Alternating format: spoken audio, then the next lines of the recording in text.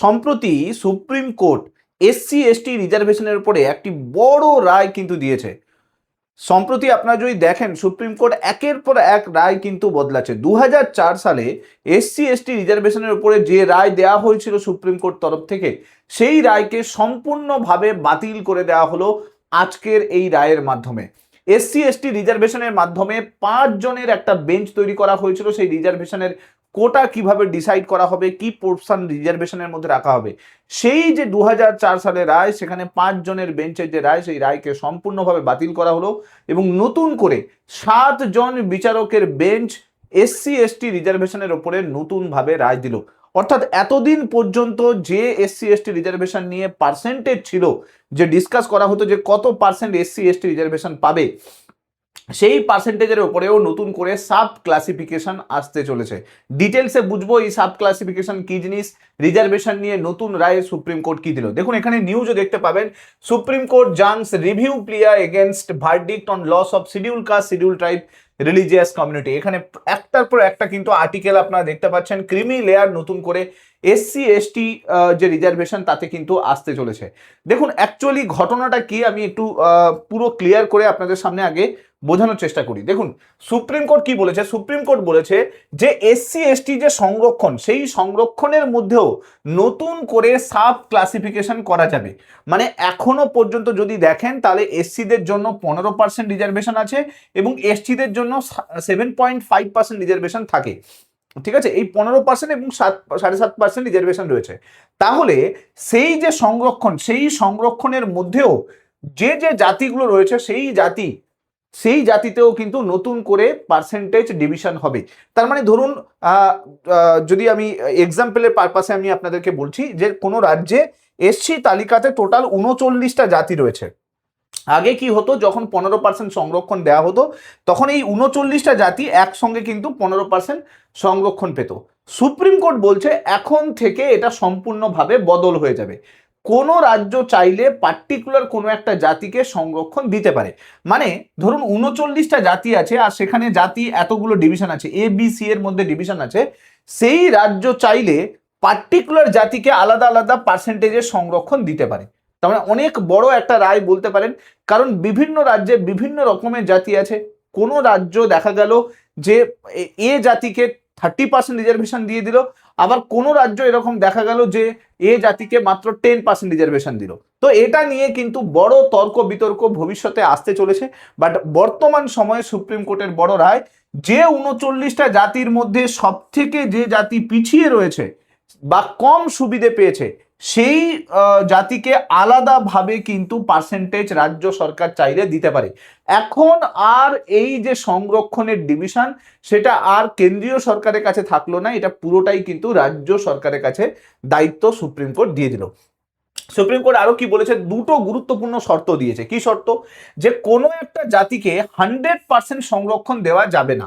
এর মানেটা আমি আপনাদেরকে বোঝাই। ধরুন যে কোনো একটা রাজ্য দেখা গেল যে রাজস্থানে পার্টিকুলার কোনো একটা জাতি আছে, গুর্জর জাতি, আমি এক্সাম্পল নিচ্ছি, যে সেই জাতিকে, গুর্জর জাতি হচ্ছে এসসি অথবা এসটি আছে এবং সেই জাতির জনসংখ্যা সব থেকে বেশি, তার মানে কি ভোট ব্যাংকও বেশি। সো দেখা গেল যে রাজস্থান সরকার ভোট ব্যাংকে নিজেদের স্থাপিত করার জন্য, মানে নিজের ভোট ব্যাংকটাকে বাড়ানোর জন্য, পুরো গুর্জর জাতির জন্য পুরো এসসির যে পার্সেন্টেজ যে রিভিশন, সেই মানে যে পার্সেন্টেজ রিজার্ভেশন, সেই রিজার্ভেশন কিন্তু পুরোটাই দিয়ে দিল। সুপ্রিম কোর্ট বলছে এটা দেওয়া যাবে না, 100% কোনো জাতিকে পুরো রিজার্ভেশন দেওয়া যাবে না। রিজার্ভেশনের ক্রাইটেরিয়া কিন্তু ফুলফিল করতে হবে। কি বলেছে, কোনো জাতির জন্য আলাদা সংরক্ষণের যে শতাংশ, সেটা নির্ধারণ করার আগে সেই জাতির সামাজিক, অর্থনৈতিক এবং জনসংখ্যা কত আছে তার বেসিসেই কিন্তু সমস্ত ডেটা সংগ্রহ করার পরেই কিন্তু তারপরে তাকে কিন্তু সংরক্ষণ দেওয়া যাবে। ভোট ব্যাংকের কারণে কোনোভাবে সংরক্ষণ দেওয়া যাবে না। আপনারা জানেন যে বর্তমান সময়ে রাজ্যে যদি দেখেন, বিভিন্ন রাজ্যগুলো যদি দেখেন, সেখানে ভোট ব্যাংক পলিটিক্স চলে। কোন রাজ্যে মহিলার সংখ্যা বেশি, দেখুন সেই রাজ্যে মহিলাদের জন্য বিভিন্ন ধরনের প্রকল্প নিয়ে আসা হচ্ছে। কোন রাজ্যে পার্টিকুলারলি এসসি এসটির সংখ্যা বেশি, সেই রাজ্যে আপনি দেখবেন যে যত প্রকল্প আসছে, যত রিজার্ভেশন ক্রাইটেরিয়া তৈরি করা হচ্ছে, সেই এসসি এসটিদের জন্য তৈরি করা হচ্ছে, কারণ তারাই পরবর্তীকালে ভোট দেবে। তো ভোট ব্যাংক পলিটিক্স প্রত্যেকটা রাজ্যে কিন্তু চলতে থাকে। তো সুপ্রিম কোর্টের এই রায়ের যে বড় প্রভাব আসবে সেটা নিয়ে কিন্তু কোনো সন্দেহ নেই। সুপ্রিম কোর্ট কি স্পষ্ট করেছে? সুপ্রিম কোর্ট স্পষ্ট করেছে যে কোনো জাতিকে সংরক্ষণের অতিরিক্ত সুবিধে দিতে হলে তার পেছনে শক্তিশালী তথ্য প্রমাণ থাকতে হবে। মানে ধরুন যে কোনো একটা জাতি আছে আর সেই জাতিকে টোটাল ধরুন 30% রিজার্ভেশন এসসিতে রয়েছে, এবং দেখা গেল যে সেই এসসির মধ্যে আরো একটা পার্টিকুলার যে সাব ক্লাসিফিকেশন এ জাতি, তাকে দেখা গেল যে 20% দেওয়া হয়েছে, বাকি জাতিগুলোকে 10% দেওয়া হয়েছে। তো সুপ্রিম কোর্ট বলছে যে এরকম যদি ডিভিশন এক্সট্রা ভাবে তাকে কিছু দেওয়া হচ্ছে, রিজার্ভেশন দেওয়া হচ্ছে, তাহলে তার জন্য কিন্তু একটা স্ট্রং রিজন থাকতে হবে, তাছাড়া কিন্তু দেওয়া যাবে না। শুধু কোনো রাজনৈতিক নেতা নিজের জাতির জন্য বেশি সংরক্ষণ দাবি করলেই তা করা কিন্তু কোনোভাবে যাবে না। মানে এরকম হয়ে এসছে, আপনারা জানেন যে ইউপিতে ভাবুন যাদব বংশ, তারা কিন্তু প্রচুর পরিমাণে হচ্ছে সংরক্ষণের আওতায় আসছে। তো এই বিষয়গুলোও কিন্তু সুপ্রিম কোর্ট বলেছে, যদি কোনো রাজ্য সরকার এমন সিদ্ধান্ত নেয় তাহলে কিন্তু অন্যান্য জাতিগোষ্ঠী তারা আদালতে যেতে পারবে, এবং আদালতে গিয়ে তারা কিন্তু জুডিশিয়াল রিভিউয়ের দাবি করতে পারবে, মানে কোর্টে কেস করতে পারবে, সিম্পল লজিকে বলেছে। তাই প্রতিটি সিদ্ধান্তের ভিত্তিতে কিন্তু জনসংখ্যা, সামাজিক এবং অর্থনৈতিক যে কতটা পিছিয়ে পড়ে আছে তার বেসিসেই কিন্তু সমস্ত রিজার্ভেশনগুলো করতে হবে। মানে সুপ্রিম কোর্ট সাব ক্লাসিফিকেশন তো করছে, কিন্তু সেটা বলে দিচ্ছে যে কন্ডিশন কি কি রয়েছে। দেখুন, যেহেতু এই ক্ষমতা এখন রাজ্য সরকারের হাতে চলে আসছে, কারণ এতদিন পর্যন্ত কেন্দ্রীয় সরকার সমস্ত নীতি নির্ধারণ করতো, এখন এটা রাজ্য সরকারের হাতে দিয়ে দেওয়া হচ্ছে। তাই আগামী দিনে এটা নিয়ে বিভিন্ন রাজ্যে বিভিন্ন যে আইন তৈরি হবে, সেই আইনের ওপরে মামলা হওয়ার সম্ভাবনা কিন্তু আছে। কারণ দেখুন, পশ্চিমবঙ্গের কথা ভাবুন, পশ্চিমবঙ্গে মতুয়া সম্প্রদায় আপনারা জানেন, সেখানে বেশি রিজার্ভেশন দিয়ে দেওয়া হবে। আবার দেখা গেল ওই মতুয়া যখন উত্তরপ্রদেশে আছে তখন তাকে রিজার্ভেশন দেওয়া হচ্ছে না। এই নিয়ে কিন্তু বিভিন্ন রাজ্যের মধ্যে একটা টাসেল তৈরি হবে, এবং পরবর্তীকালে এটা নিয়ে সুপ্রিম কোর্টে অনেক আইনি জটিলতা কিন্তু তৈরি হবে। বর্তমানে যদি দেখেন 17টা রাজ্য এরকম রয়েছে যেখানে জাতিভিত্তিক রাজনীতি অত্যন্ত গুরুত্বপূর্ণ। 17টা রাজ্য এরকম রয়েছে যেখানে জাতি নিয়ে রাজনীতি করা হয়, সেখানে সেই জাতি যদি ভোট দেয় তবেই কিন্তু সরকার তৈরি হয়, যদি ওই জাতি ভোট না দেয় তাহলে সরকার তৈরি হয় না। এর ফলে বিভিন্ন রাজ্যের কিন্তু সিদ্ধান্ত সুপ্রিম কোর্টে চ্যালেঞ্জ হওয়ার সম্ভাবনা কিন্তু প্রবল রয়েছে। অর্থাৎ বিভিন্ন রাজ্যে এই ভোট ব্যাংক পলিটিক্স জাতিগুলো নিয়ে হবে, এবং যার কারণে ডিসক্রিমিনেশন ক্রিয়েট হবে, এবং সেটা নিয়ে সুপ্রিম কোর্টে কিন্তু নতুন করে মামলা হওয়ার সম্ভাবনা কিন্তু রয়েছে। দেখুন, এই যে পুরো রায়, এই রায় কিন্তু 7জন বিচারপতির বেঞ্চ কিন্তু দিয়েছে, একজন বিচারপতির বেঞ্চ নয়, এটা একটা সাংবিধানিক বেঞ্চ তৈরি করা হয়েছিল, তারা এই রায় দিয়েছে। তাদের মধ্যে 6জন বিচারপতি এই সাব ক্যাটাগরাইজেশনের পক্ষে মত দিয়েছে, একজন বিচারপতি এর বিরোধিতা করেছে। মানে 6জন বিচারপতি এরকম রয়েছে যারা বলেছে যে এসসি এসটি তাদের মধ্যে যত জাতি আছে তাদেরও রিজার্ভেশনের ক্রাইটেরিয়া ডিফারেন্ট হওয়া উচিত, আর একজন বলেছে না, এটা করা যাবে না, এটা ঠিক নয়। যাই হোক, এই যে রায়, এই রায় এখন চলে এসছে। তো এই রায়ের পরে যিনি বিরোধিতা করেছেন, অর্থাৎ যিনি বিচারপতি বিরোধিতা করেছেন, তিনি বলেছেন যে আর্টিকেল 341 যেটা রয়েছে তার যে ক্ষমতা, সেই ক্ষমতা কিন্তু অপব্যবহার করা হচ্ছে, তাকে কিন্তু মিস ইউজ করা হচ্ছে।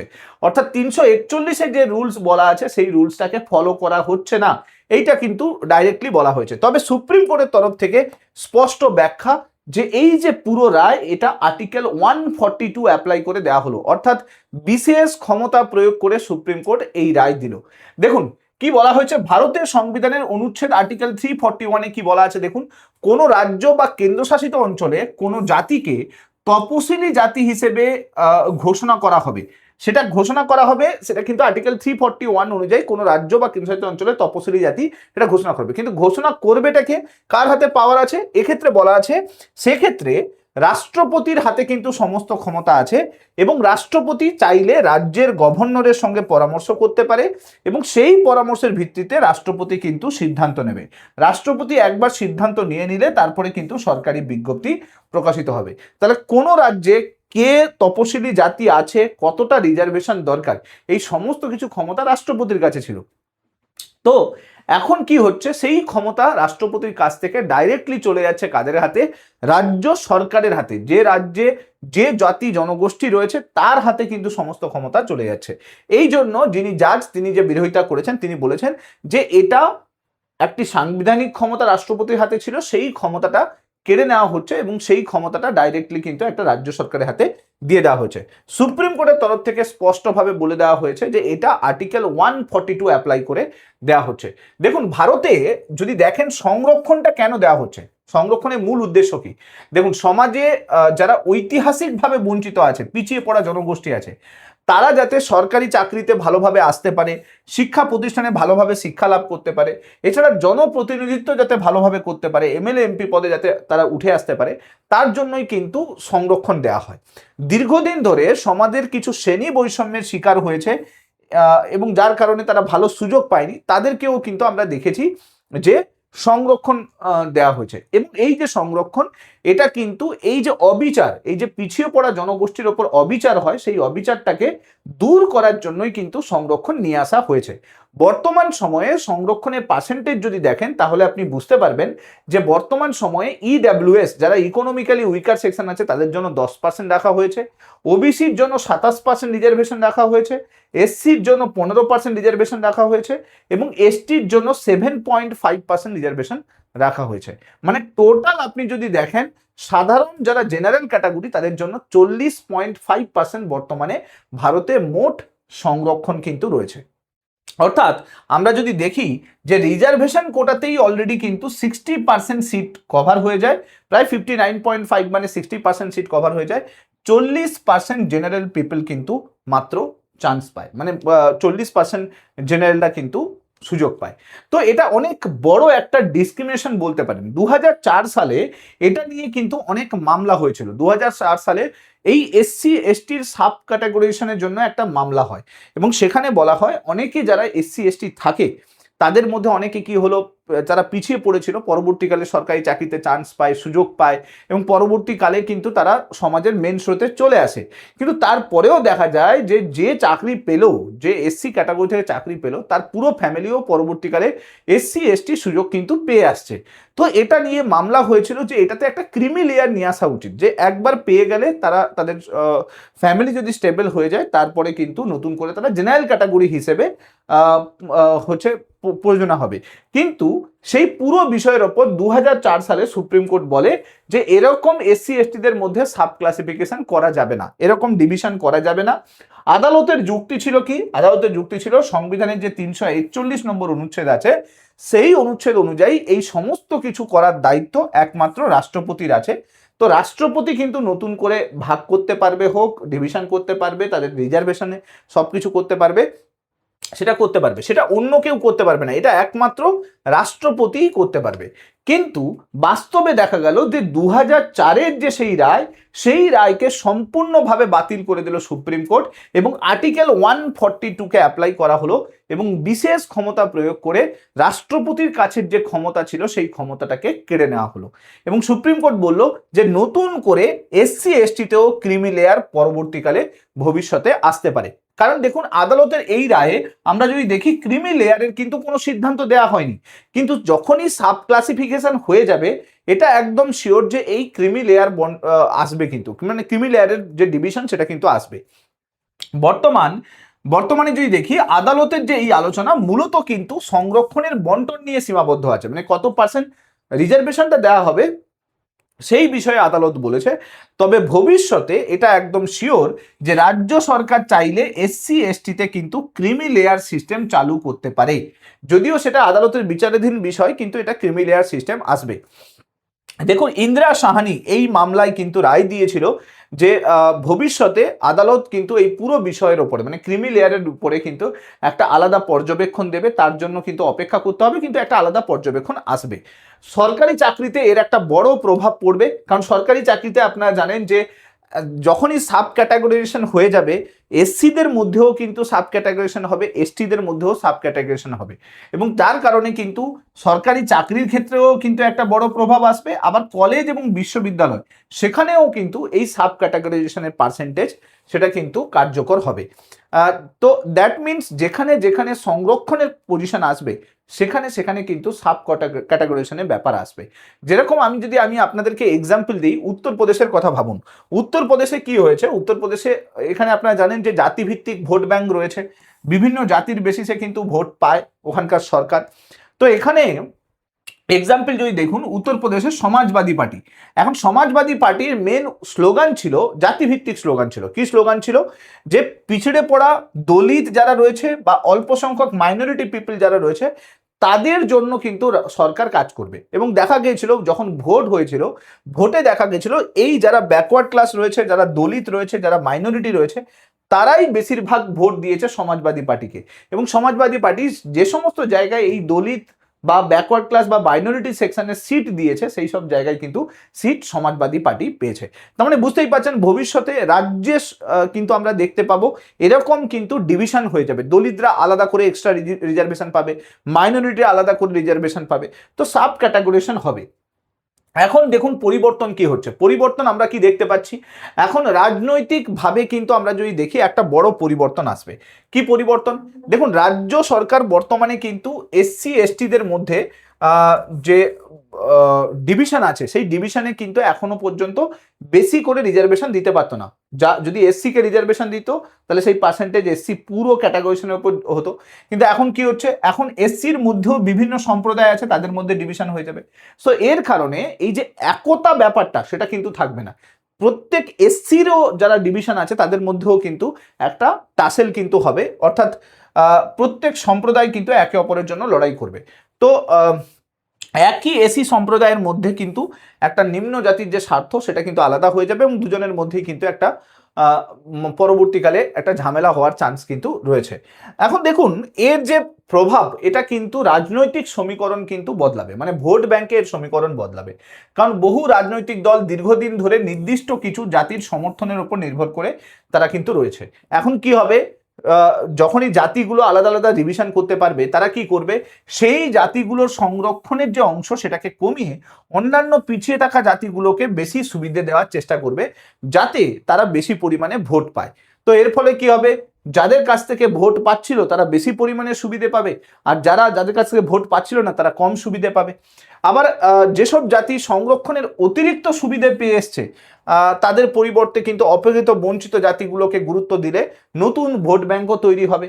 কারণ ধরুন কোনো একটা জাতিকে এক্সট্রা রিজার্ভেশন পেয়ে আসছিল, এখন দেখা যাবে কি তাদের কাছ থেকে রিজার্ভেশনের অংশ কেটে নিয়ে যারা পিছিয়ে পড়া তাদেরকে রিজার্ভেশন দিয়ে দেবে এবং তাদের ভোট নিয়ে নেবে। তো এর ফলে রাজ্য সরকারের নতুন একটা ভোট ব্যাংকও তৈরি হয়ে যাবে। তো এই যে পুরো রায় কিন্তু রাজনীতির যে খেলা সেই খেলাকে কিন্তু বদলে দেবে। ওবিসির ক্ষেত্রে ওই পুরো ব্যাপারটা এখন প্রযোজ্য হয়ে রয়েছে, কারণ এখনো পর্যন্ত ওবিসিতে সাব ক্লাসিফিকেশন চালু হয়নি। আমাদের পশ্চিমবঙ্গে ওবিসিতে সাব ক্লাসিফিকেশন এসেছিল ওবিসি এ আর ওবিসি বি হিসেবে, কিন্তু সেটাও এখন কিন্তু বন্ধ হয়ে গেছে।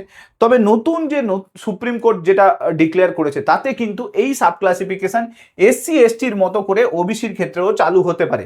তো ওবিসিতেও সাব ক্যাটাগরাইজেশন ভবিষ্যতে হয়তো রাজ্য সরকারের বিভিন্ন জায়গাতে আসবে, এবং ওবিসিতে তো ক্রিমিলেয়ারের ব্যবস্থা আছে, এসসি এসটিতেও ক্রিমিলেয়ারের ব্যবস্থা ভবিষ্যতে আসতে পারে।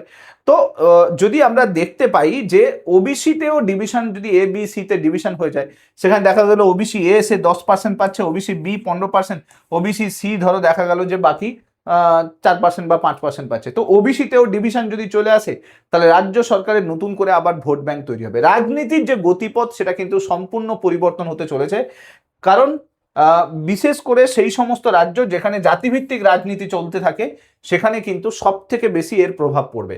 বিভিন্ন জাতির মধ্যে সংরক্ষণের নতুন ভাগ নির্ধারণ হবে এবং রাজনৈতিক দলগুলো নতুন নতুন কৌশল তৈরি করবে যাতে সুযোগ সৃষ্টি করা যায়, নতুন করে যাতে পদে বসতে পারে। ভবিষ্যতে একই সংরক্ষণের শ্রেণীর মধ্যেও কিন্তু ভিন্ন ভিন্ন রাজনৈতিক অবস্থান তৈরি হতে পারে। কারণ দেখুন, ওবিসির মধ্যেও যদি ডিভিশন হয়ে যায় তাহলে ওবিসি থেকেই কিন্তু আলাদা আলাদা লিডারশিপ আমরা দেখতে পাবো। সো রাজনীতিতে একটা বড় পরিবর্তন কিন্তু আসতে চলেছে।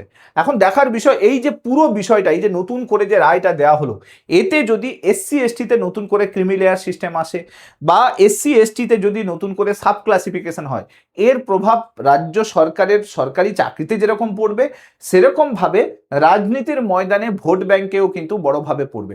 দেখার বিষয় যে এটা নিয়ে পরবর্তীকালে আরও নতুন কি আইনি জটিলতা তৈরি হয়, নতুন করে সুপ্রিম কোর্ট আরও কি রায় দেয়। তবে বর্তমানে দাঁড়িয়ে সুপ্রিম কোর্টের এই বিশেষ ক্ষমতা প্রয়োগ, সেটা যে ভবিষ্যতে দাঁড়িয়ে নতুন নতুন মামলার পথ খুলে দেবে তাতে কিন্তু কোনো সন্দেহ নেই।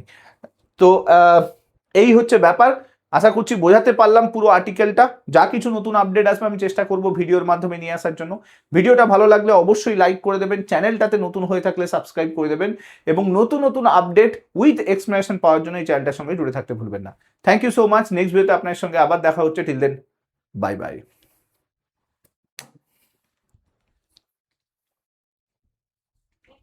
হ্যাঁ।